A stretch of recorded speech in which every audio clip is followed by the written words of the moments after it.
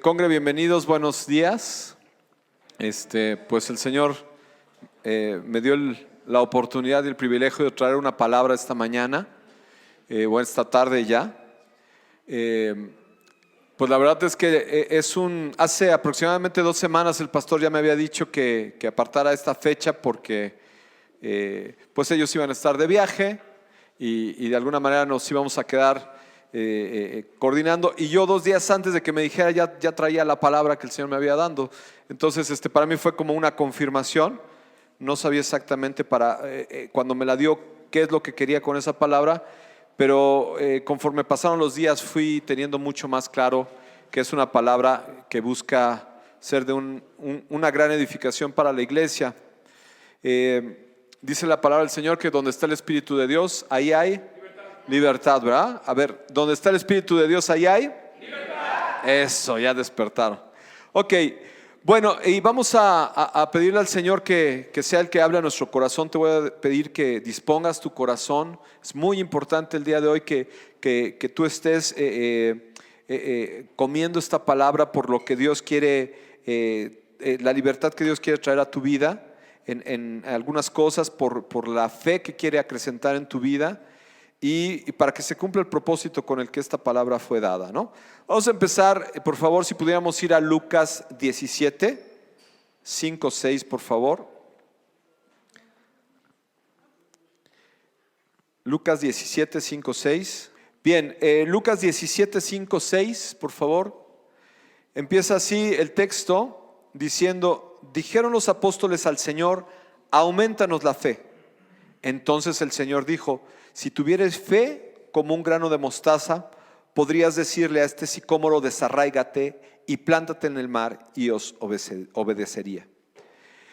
Y cuando tú escuchas este texto, muchas veces es utilizado como para un texto que te instruya de cómo una pequeña semilla de mostaza. No sé cuántos de aquí conocen las semillas de mostaza, el tamaño de la semilla de mostaza. Me acuerdo que hace como unos, ya muchos años, prefiero no acordarme, vino una persona de León, Guanajuato, y nos trajo semillas de mostaza. Yo creo que en la mano le cabrían unas 50 semillas de mostaza, en la palma de la mano.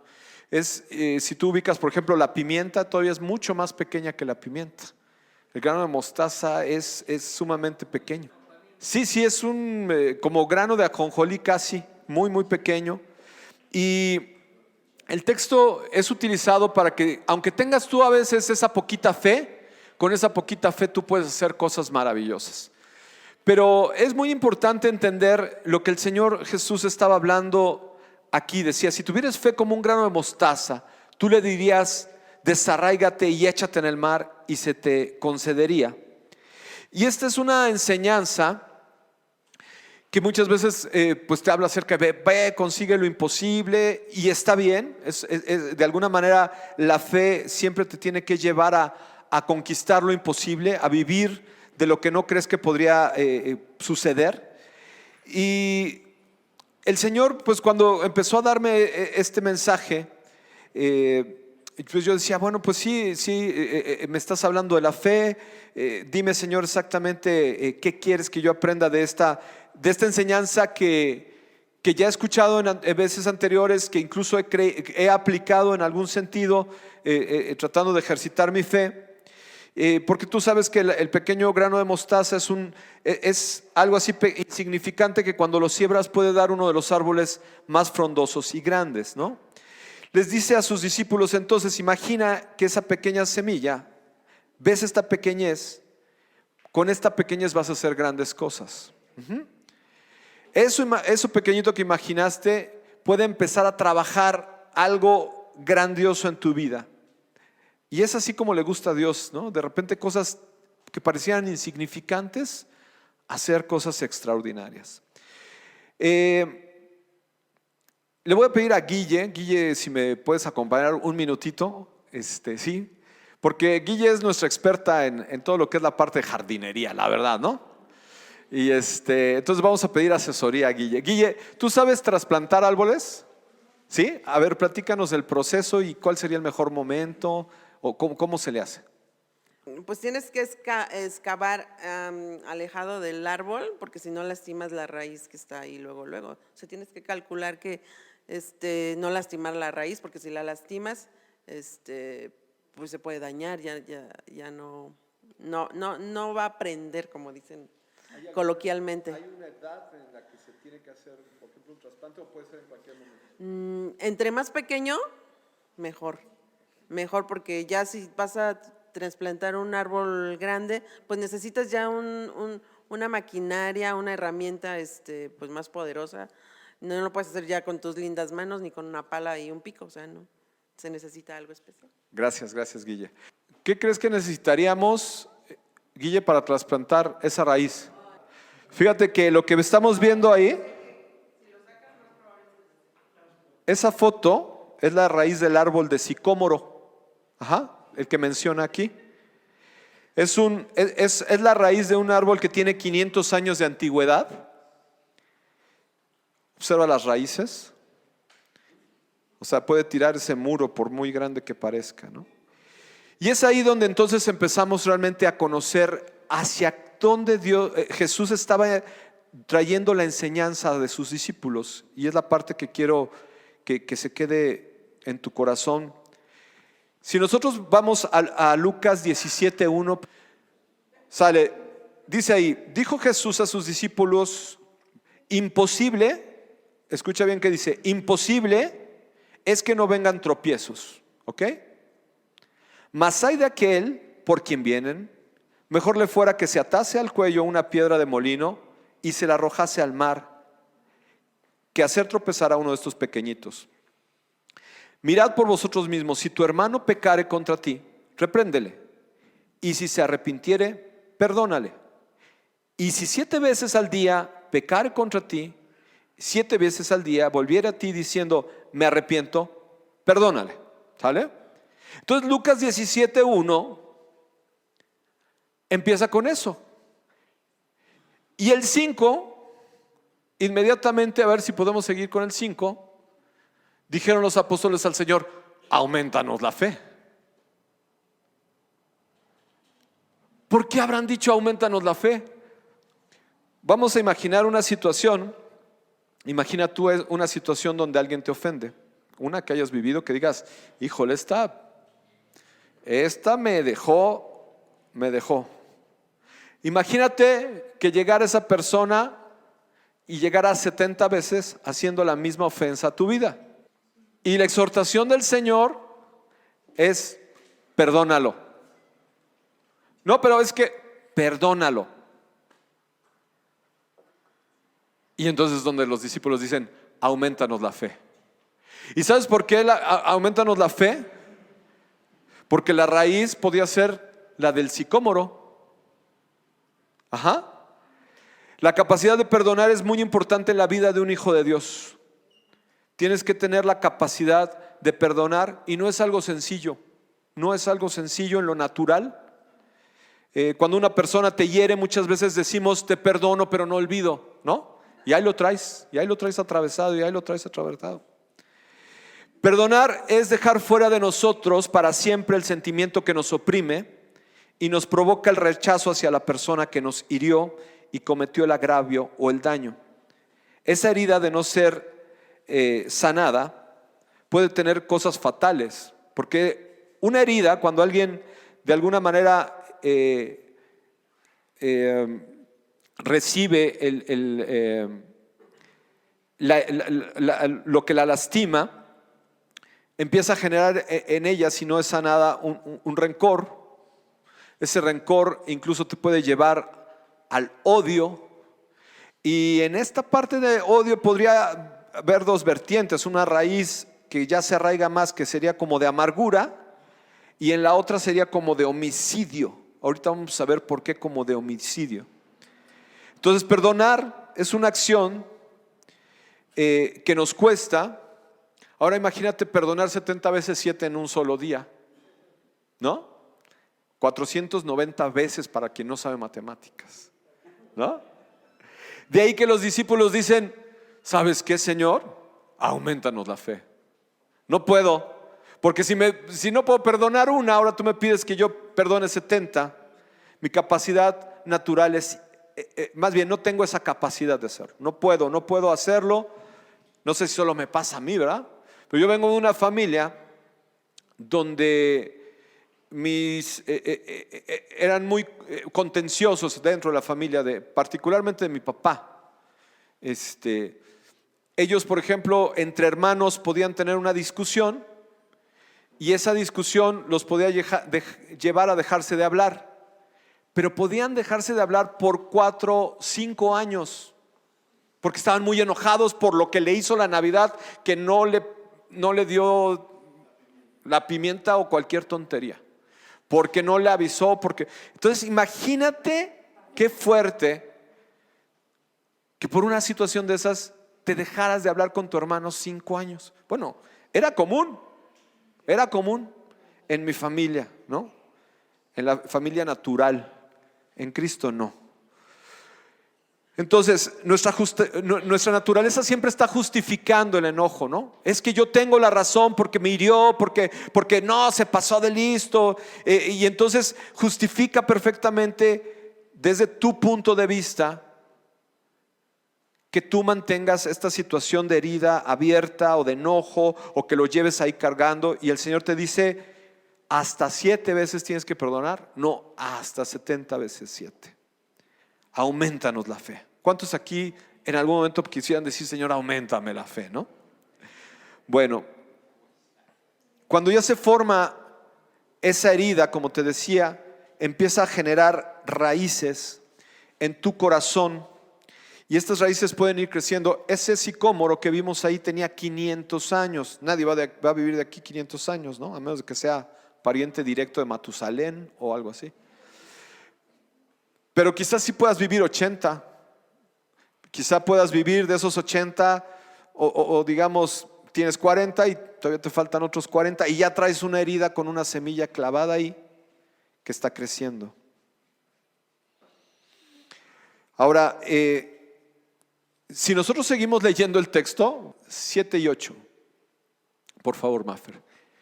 Una vez que entonces Jesús, vamos a leer el 6 para contextualizar otra vez. Entonces el Señor dijo, si tuvieres fe como un grano de mostaza, o sea, una fe así de pequeñita, podrías decir a ese sicómoro, a la raíz esa grandotota que vimos ahí, desarráigate y plántate en el mar, y obedecería. ¿Quién de vosotros, teniendo un siervo que ara o apacienta ganado al volver del campo, luego le dice, pasa, siéntate a la mesa? No le dice más bien, prepárame la cena, cíñete y sírveme hasta que haya comido, bebido, y después de esto come y bebe tú una más. ¿Acaso da gracias al siervo porque hizo lo que le había mandado? Pienso que no. El 10, por favor. Así también vosotros, cuando hayáis hecho todo lo que os ha sido ordenado, decid, siervos inútiles somos, pues lo que habíamos de hacer hicimos. ¿Qué es lo que debíamos hacer? ¿Qué tiene que ver estos 2 textos del siervo con lo anterior? Que tienes que obedecer. ¿Cómo? Tienes que obedecer. ¿Y qué tiene que obedecer de qué? Mi suegra, Mi suegra habló del perdón, ¿no? Obedecer. Fíjate qué fuerte. Entonces, si tú ves este texto de 17 a 10, del 17 del 1 al 10, te está hablando de algo más profundo de solamente la fe mueve montañas, como siempre lo hemos escuchado. Te está hablando de, es imposible que deje de haber tropiezos. O sea, la vas a librar. ¿Qué es un tropiezo? Algo que te estorba. ¡Pum! Imposible. No, dice el Señor, ay de aquel por qué viene el tropiezo. O sea, ay de aquel que te provoca esa ira o esa reacción a tu vida. Ay de aquel. Pero tu responsabilidad es perdonar. Tu responsabilidad es perdonar. Y esa responsabilidad no es una sugerencia. Yo te aconsejo que tú perdones. No, te está diciendo perdona. Perdona para que puedas ser obediente. Y entonces te puede decir el Señor, has hecho lo que se te ha ordenado. Y puedes decir, he hecho, soy un siervo inútil, pero lo que tenía que hacer lo hice. Perdonar. Porque también podrías decir, oye, pero es que me estás pidiendo que si me están provoque y provoque y provoque. No, a mí fácil me llegan a la 491 durante el día, ¿no? Entonces allá no se la perdono. No. O sea, tu obligación, tu compromiso, tu responsabilidad como hijo de Dios es perdona, perdona, suéltalo. Y eso es muy fuerte. Hazlo, acciona. Me gustaría invitar a mi esposa. Ella tiene un talento muy particular de hacer parabolitas, le digo yo. Parabolitas, pásale, Linda. Me gustaría que mi esposa nos ejemplificara un poquito acerca de este tema del perdón. Bueno, buenos días. Cuando mi esposo me dice, quiero que me puedes apoyar para hacer un ejercicio que hicimos en matrimonios, le dije, bueno, está bien, pero después el Señor así me mostraba qué era lo que tenía que hacer y hacerlo un poquito diferente. Entonces imagínate que hablando de esto del perdón, ven Josué aquí, por favor. Josué ofende a Elisa, ¿sí? Supongamos que la ofende y él dice, bueno, yo decido, ¿me detienes? Dice, yo decido no perdonar, ¿no? Y entonces él dice, no, pues no, decido no perdonarla, no me va a hacer. Déjenme leerles antes, dice, si lo quieren escuchar, dice, bueno, si lo ponemos ahí es Mateo 5:21. Dice, oíste que fue dicho a los antiguos, no matarás y cualquiera que matare será culpable de juicio. Pero yo les digo que cualquiera que se enoje contra su hermano será culpable de juicio y cualquiera que diga necio a su hermano será culpable ante el concilio. Y cualquiera que le diga fatuo quedará expuesto al infierno de fuego. Por tanto, si traes tu ofrenda al altar y ahí te acuerdas que tu hermano tiene algo contra ti, deja ahí tu ofrenda delante del altar y ande y reconcíliate primero con tu hermano. Entonces ven y presenta tu ofrenda. Ponte de acuerdo con tu adversario pronto, dice. Entre tanto que estás con él en el camino, no sea que el adversario te entregue al juez y el juez al alguacil y seas echado a la cárcel. Les digo que no saldrás de ahí hasta que pagues el último cuadrante. Supongamos que en este caso es Josué hace la ofensa a Elisa y dice, no, decido no perdonarte, ¿no? Ay, y entonces viene la falta de perdón. ¿Y qué dice? Él será echado a la cárcel. ¿Quién es el que está encarcelado? ¿Ella que anda por allá feliz o él que no perdona? ¿A quién encarcela? O sea, tú piensas que con tus sentimientos, sí. Pero creo que era al revés, porque dijiste que él ofendió a ella. Ah, bueno. A ver, ¿sí? Ahí está, ¿sí? No lo perdona. Sí, es cierto, era así. No lo perdona. Y él anda feliz por ahí. Y ella que no lo quiere perdonar por aquello que le hizo, dice, no quiero perdonar. Ella es la que está encerrada en a él no le afecta el sentimiento de ella, ¿sí? Pero tenemos que recordar que nosotros hallamos gracia de ¿quién merecía la salvación? ¿Y por qué la recibimos? Por gracia, ¿no? La recibimos nosotros por gracia. La sangre de Jesús nos lava. Si ella decide perdonar, esa es la única manera en que ella podría, ¿no? Ser libre. Hasta podría cantar 70 veces 7, 70 veces 7, 70 veces 7, decido perdonar. Entonces ya queda libre. O sea, el perdón tiene un poder tan fuerte para liberarte de la cárcel. Recuerdo un versículo ahorita breve que decía David, Señor, liberta mi alma de la cárcel para poder alabarte. Muy bien. Gracias. Ahora, el objetivo de esta situación de perdón, el Señor me mostró varias cosas que ahorita vamos a ir tocando, mucho más particulares. Pero me mostraba que el asunto del perdón no es solamente para que te sientas libre en esta ocasión. O sea, el mensaje para esta congregación no es solamente, oye, ¿qué crees? Que vi en tu corazón algo que no estás perdonando. El mensaje va mucho más allá. ¿Por qué? Porque el Señor está llamándonos a formar parte de su ejército, ¿sí? Y necesitamos ser un ejército que verdaderamente estemos en el momento y en la forma en que el Señor desea usarnos. El rey David, por ejemplo, formó un ejército en la cueva de Adulam, 1 Samuel 22, 1, 2. Y me gustaría compartirte lo que este ejército o las cualidades de los personajes de este ejército. Porque tú cuando ves ejército inmediatamente pues piensas soldados bien aguerridos, ahora sí que dispuestos a todo. Pero resulta que para contextualizarte un poquito, en el caso del rey David, él se encontraba huyendo porque Saúl, el rey, lo quería matar. Y como David era respetuoso de la unción que tenía el rey David, David era respetuoso de la unción del rey Saúl, entonces él estaba dispuesto a no pelear contra el rey. Sin embargo, huyó de una ciudad a otra y de otra a otra a fin de no confrontar al rey Saúl y enfrentarse a la batalla. Pero aún así, Dios lo dotó de un ejército. Este ejército empieza a formarse aquí. Dice, yéndose luego David de allí, huyó a la cueva de Adulam. Y cuando sus hermanos y toda la casa de su padre lo supieron, vinieron allí a él. Si podemos darle el siguiente. Y se juntaron con él, fíjate bien, y todo el que estaba, y todos los que se hallaban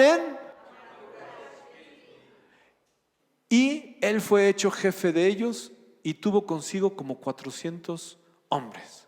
Fíjate las características de estos personajes. O sea, imagínate si tú te sentaras ahí en el departamento de recursos humanos del rey David y a ver, ahí van los currículums y te llega gente con este currículum. No, pues tú, ¿y tú quién eres? No, pues yo vengo afligido. Ah, órale. Y el otro, no, pues yo estoy endeudadísimo, pero pues si te sirvo, ¿verdad? Y yo, no, pues yo estoy amargado. Yo, sí, a mí yo veo a la gente y la odio, ¿no? O sea, imagínate, ¿no? Pues qué padre ejército. Pero de este ejército, Dios le dio victorias a David. Entonces no le importa al Señor la condición en la que te encuentras hoy. Si tienes deuda, pues bueno, te va a ayudar a pagar la deuda, ¿verdad? Si te encuentras afligido, pues Dios te va a sacar de esa aflicción. Y si te encuentras con amargura de espíritu, también lo va a hacer. Pero Él quiere que formes parte de su ejército. Necesitamos ser cristianos militantes, no solamente aquí. Un soldado está las 24 horas dispuesto a estar metido en el tema de la batalla. Donde se le llame, cómo se le llame. Esto que decía José Luis, ahora tenemos que buscar a la presencia, tenemos que vivir en la presencia. Tenemos que vivir en la presencia. O sea, ya no te vayas en que, pues ya le dediqué 15 minutos al Señor hoy. No. Militantes, parte del ejército. ¿Sí me explicó? Eso no le explicaron a Beto en las letras chiquitas. Beto decía, ay, nada más recibo al Señor, ya estoy, be happy, ¿no? Y cada conferencia dice, cada vez me sacan más cosas, ¿no? Bueno, pues esta es una más, Beto, ¿verdad? ¿Para qué? Fíjate bien, el Señor te está llamando independientemente de la situación en la que te encuentras ahora. Independiente. Originalmente yo le había pedido a mi esposa que hiciera su experimento, pero como me gustó mucho, lo va a pasar a hacer, ¿sí? Ella el viernes en lo que fue matrimonios nos permitió aprender acerca de cómo los factores de terceras personas en el matrimonio pueden afectar nuestra relación de pareja. Y entonces tú puedes aparentemente estar así transparente delante del Señor y decir, no pasa nada, pero cuando alguien te ofende, genera una reacción en ti. Ajá. Una reacción en ti. Y puede ser que ya seas un poco más maduro en el Señor y de repente digas, no, pues ¿sabes qué? Lo perdono fácilmente. Pero la reacción muchas veces sigue ahí viva, ¿no? Entonces, por ejemplo, aquí estamos nosotros ejemplificados por esa tacita de agua. Pero cuando viene una situación que te confronta, explotas, ¿no? Y se vuelve una tormenta. Y ahí la traes, y ahí la traes, y ahí la traes, y ahí la traes. Pero de repente dices, no, ya pasó, ¿no? En el caso de mi familia pasaban 5 años, ¿no? Ya pasó, ya lo perdoné. Pero a pesar de que tú decías, ya lo perdoné, el efecto sigue. Lo agitas tantito y vuelve a burbujear. ¿Qué tendrías que hacer para que eso no sucediera? Sacarlo por completo, ¿no? Otra herida, otra burbujita, otra tormenta. Entonces, fíjate bien, Jesús estaba invitando a sus discípulos a actuar de la forma que Él quería, en el amor al Padre, en amor. Y es difícil cuando no tienes a Jesús poder actuar, ¿verdad? Es más, quien no tiene a Jesús simplemente actúa de una forma violenta, no en los principios del Señor. Pero te voy a leer ahora otro texto. Vamos por favor a Mateo, por favor, Mateo 22. Y es un texto donde narra, donde Jesús por alguna situación se aleja de los discípulos y los discípulos se encuentran solos, ¿sí? No los abandonó, simplemente se encuentran alejados en ese momento de Jesús, ¿ok? Jesús los envía ahí en Mateo 22, dice, enseguida Jesús hizo a sus discípulos entrar en la barca e ir delante de él a la otra ribera, entre tanto que él despedía a la multitud. Despedida la multitud, subió al monte a orar aparte, y cuando llegó la noche, estaba allí solo. Y ya la barca estaba en medio del mar.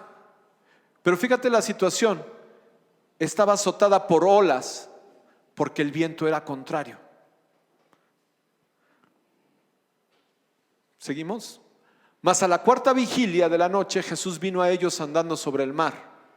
Y los discípulos, viéndole andar sobre el mar, se turbaron diciendo, ¡un fantasma! Y dieron voces de miedo. Pero enseguida Jesús les habló diciendo, tened ánimo, yo soy, no temáis. Entonces le respondió Pedro y dijo, Señor, si eres tú, manda que yo vaya a ti sobre las aguas. Y él dijo, ven. Y descendiendo Pedro de la barca, andaba sobre las aguas para ir a Jesús. Pero al ver el fuerte viento tuvo miedo y comenzaron a hundirse. Dio voces diciendo, Señor, sálvame. Al momento Jesús, extendiendo la mano, asió de él y le dijo, hombre de poca fe, ¿por qué dudaste? Y cuando ellos subieron en la barca, se calmó el viento. Entonces los que estaban en la barca vinieron y le adoraron diciendo, verdaderamente eres hijo de Dios. Y si tú te pones a escudriñar esta palabra y ves la situación en la que se encontraban los discípulos, es que pareciera que estaban solos, que Jesús los había abandonado, por lo menos ellos lo percibían así. Estaban en una barca, en medio de una situación turbia, en medio de un momento en que el aire soplaba en contra, y a pesar de todo el Señor a la distancia estaba ahí viéndolos. A Jesús, ¿ustedes creen que Jesús, después de estar orando con el Padre, no podía, antes de que iniciara la tormenta, calmarla? Pero Jesús la permitió. Entonces, ¿es culpa de Jesús? No. Jesús permitió la tormenta. Quería ver la fe, o quería acrecentar la fe de sus discípulos. Entonces, cuando a veces el viento está en contra, como que a veces le damos mayor valor a las circunstancias que a la palabra del Señor. ¿Cómo reaccionas en medio de la prueba? ¿Confías cuando el Señor te está diciendo, ven? ¿Ven más allá de las circunstancias que atraviesas? ¿O no? Si crees más en lo que ves o sientes o atraviesas, nuestra fe está en un lugar equivocado. Si crees más en las circunstancias que te están oprimiendo, si crees más en eso, estás errando en tu fe. Porque pues hay lo que el Señor quiera, ¿no? Eso no es fe. Esa no es fe. Cuando ellos suben a la barca se calma el viento. Y el Señor le dice, bueno, y ellos dicen, verdaderamente eras hijo de Dios, ¿no? Solo el Espíritu Santo sabe la tormenta que hay en tu corazón por heridas. Y en algunos momentos el Señor me mostraba que algunos han dicho, ¿dónde estás, Jesús? ¿Dónde estás, Jesús? Jesús posiblemente esté a la distancia y solo está esperando que te atrevas a bajar de la barca e ir a Él. Quiere que te atrevas a dar pasos de fe sobre las aguas, perdonando. Perdonando de tal manera que la tormenta pare. En otra versión, en la versión Nueva Traducción Viviente, te dice, cuando dice, hombre de poca fe, ¿por qué dudaste? En la Nueva Traducción Viviente dice, hombre de poca fe, ¿por qué dudaste de mí? No de ti. ¿Por qué dudaste de mí, de Jesús? Nosotros no lo podemos hacer en nuestras propias fuerzas. Es en Él. El problema es que a veces lo que estamos queriendo resolver nosotros sin tomarlo en cuenta a Él. Entonces Jesús está a la distancia. Pero está viendo que el agua se mueve. Ya me están buscando, ¿no? Porque a veces necesitas la tormenta para reaccionar, para despertar, ¿no? Y lo que veíamos es que de esta pequeña semilla de mostaza, Dios puede hacer algo extraordinario con un árbol, ¿no? Es como a Dios le encanta. O sea, nosotros somos ese pequeño esperma y ese óvulo que se juntaron microscópicos, y hoy eres una vida extraordinaria. Dios quiere que seamos fieles en este pequeño paso de fe para ir acrecentando tu fe. ¿Crees que tu fe puede crecer? ¿Crees que esto puede ser un ejercicio de fe? ¿Tú pensabas que la adversidad que estabas viviendo era porque el Señor la traía contra ti? ¿Sabes que el Señor me mostraba que sí hay gente que ha tenido tales situaciones adversas que incluso se ha enojado con Dios? Y le ha preguntado al Señor, pues ¿dónde estabas? ¿Por qué no me ayudaste?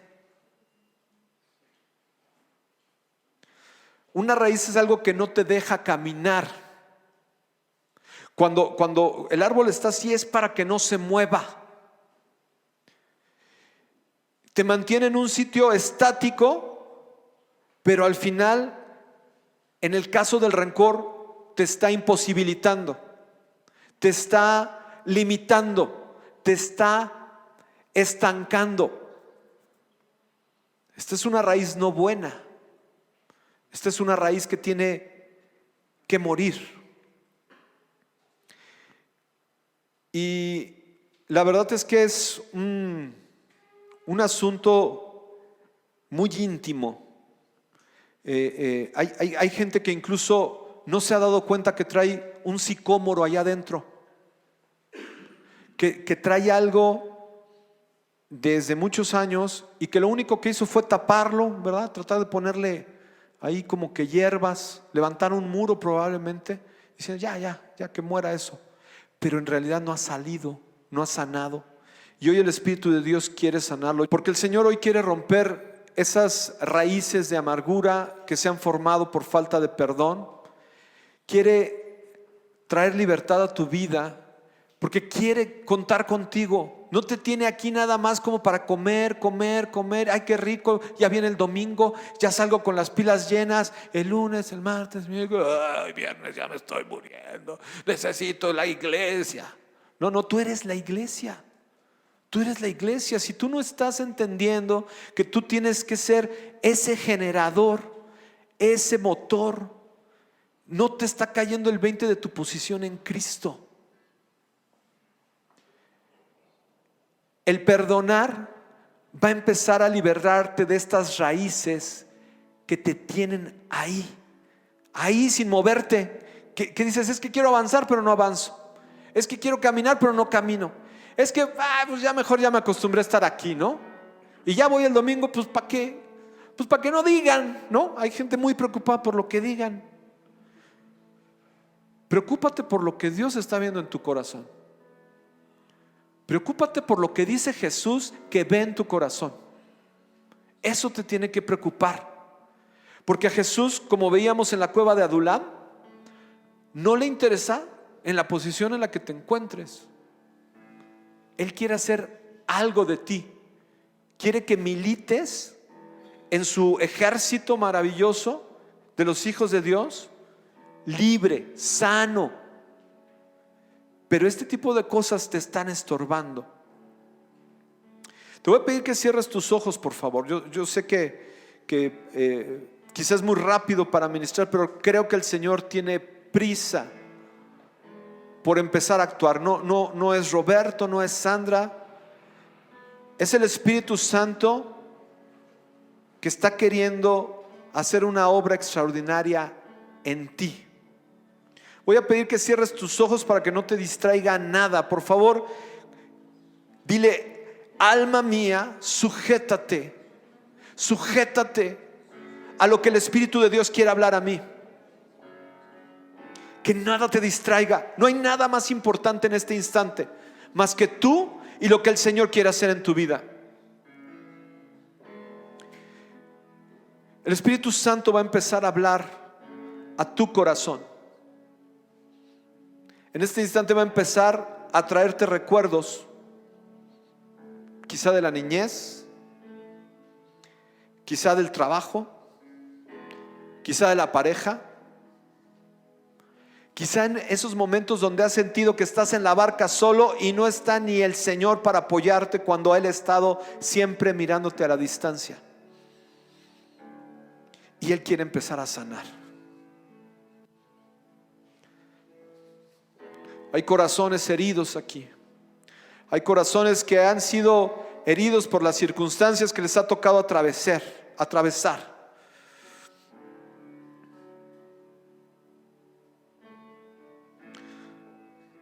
Si tú eres hijo y tú traes heridas con el Padre, eso es lo que te está imposibilitando creer que Dios es un Padre bueno y amoroso. Hay otros que traen heridas incluso contra sí mismos, se ven al espejo y se condenan. Si el Señor ya te perdonó, ¿quién eres tú para juzgarte a ti mismo tan severamente?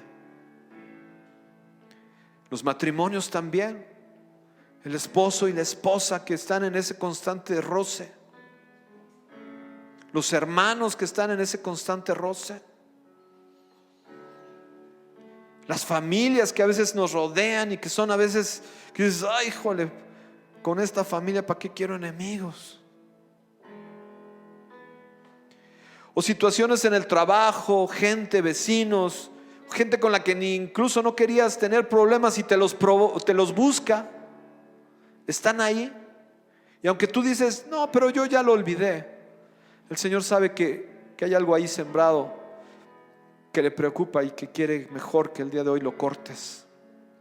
Que tengas la fe de que eso se vaya a cortar, que le puedas decir, sécate, desarráigate y échate en el mar. Voy a pedirle primero a los hijos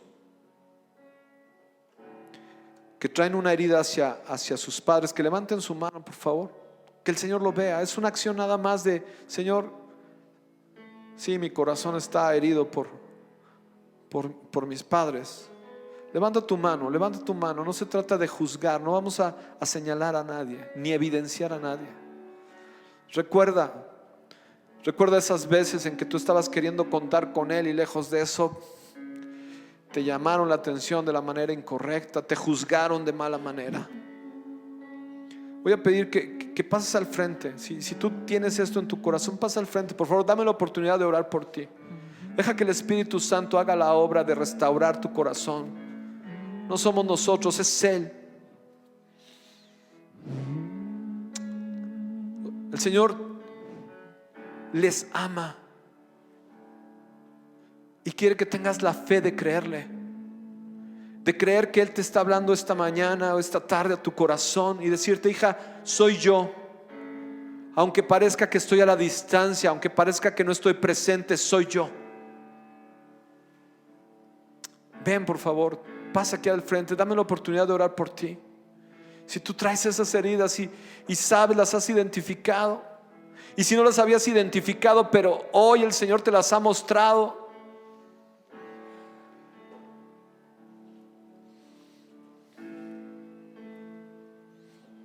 oh Señor,